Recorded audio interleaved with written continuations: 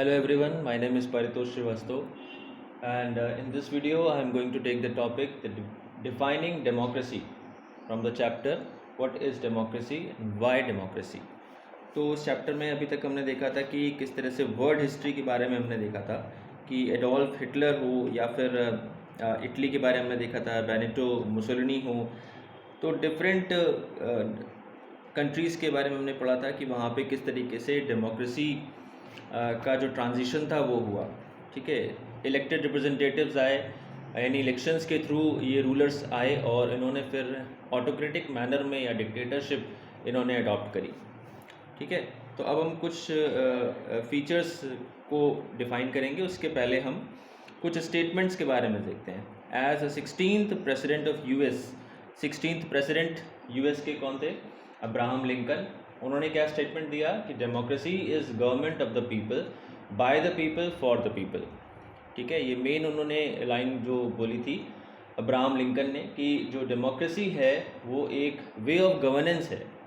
ठीक है, ये खुद में एक वे ऑफ गवर्नेंस है जो पीपल को गवर्न करती है, यानी पीपल के वेलफेयर के लिए जो पॉलिसीज़ बनती हैं वो डेमोक्रेटिकली इलेक्टेड जो मेंबर्स होते हैं वो बनाते हैं। बाय द पीपल, यानी वो मेंबर कौन है? वो उसी कंट्री के सिटीज़न हैं। Bye the people and for the people, किसके लिए पॉलिसीज़ बन रही हैं या लॉ बन रहे हैं? लोगों के लिए बन रहे हैं, उनके बेटरमेंट के लिए, और नेशनल इंटरेस्ट में वो पॉलिसीज़ बनती हैं। तो democracy is government of the people, by the people and for the people. ये स्टेटमेंट था अब्राहम लिंकन का।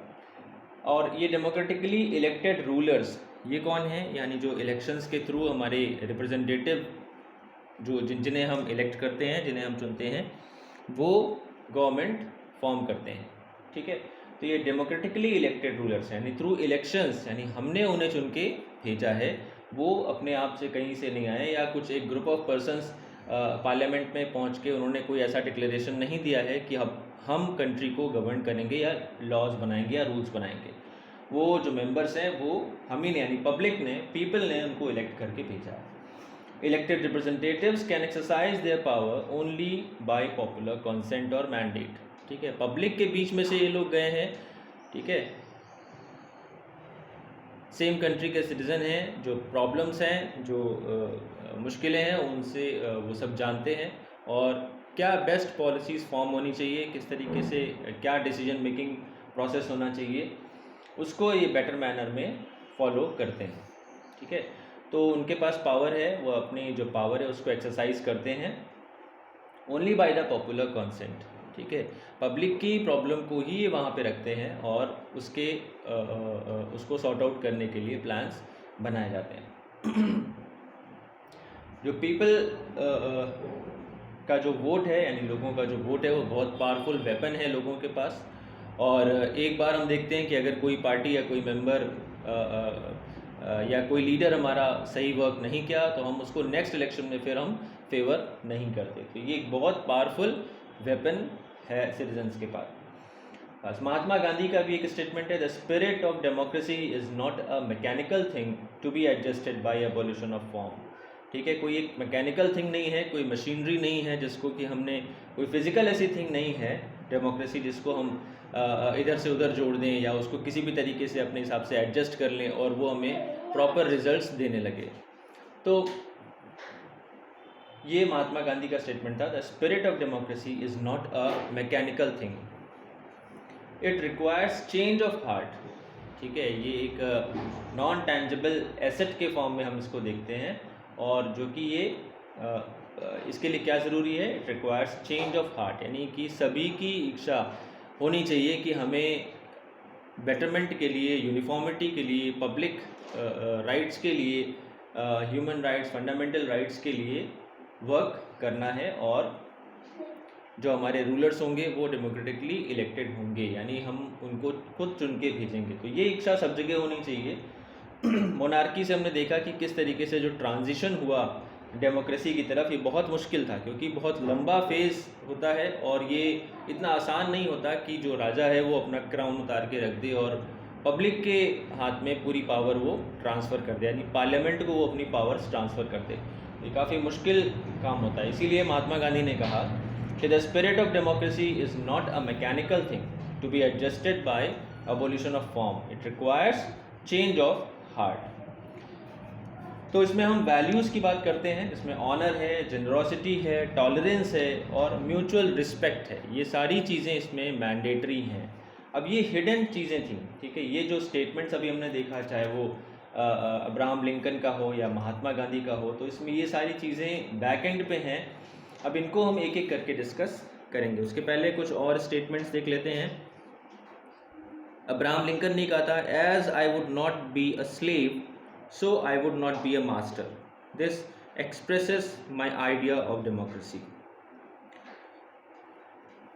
Democracy and socialism have nothing in common but one word, equality. चाहे डेमोक्रेसी हो चाहे सोशलिज्म हो, ठीक है, समाजवाद जिसको आप कहते हैं, उसमें कुछ कॉमन नहीं है, बट एक चीज़ है, वो है इक्वलिटी। दोनों में ही इक्वलिटी मेन थिंग है। But notice the difference. While democracy seeks equality in liberty, socialism seeks equality in restraint and servitude. ये एलेक्सिस डी टॉक्विले ने कहा था, ठीक है।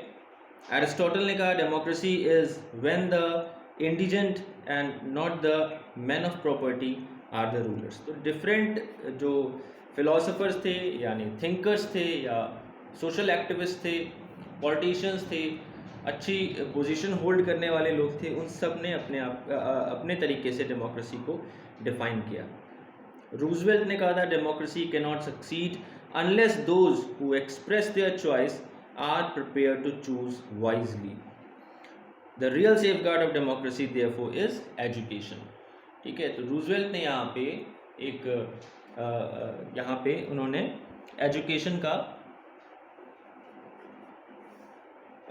एजुकेशन को डिस्कस किया कि एजुकेशन सबसे ज़्यादा ज़रूरी है। यानी अवेयरनेस हमें तभी आएगी जब हमारे जो माइंडसेट है वो चेंज होगा, और वो चेंज होता है through education. So as you will see in some of the definition above, it has not been stated categorically what democracy essentially signifies, ठीक है।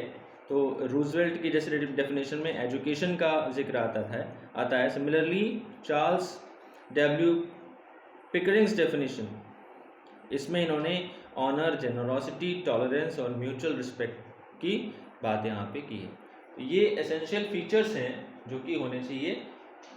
और जैसे कि महात्मा गांधी ने कहा था, it requires change of heart. ये कोई मैकेनिकल प्रोसेस नहीं है, ये कोई मशीनरी नहीं है, ये टूल है जो कि सिस्टम को बेटर मैनर में और यूनिवर्सली एक्सेप्टेबल मैनर में चलाने के लिए ज़रूरी है।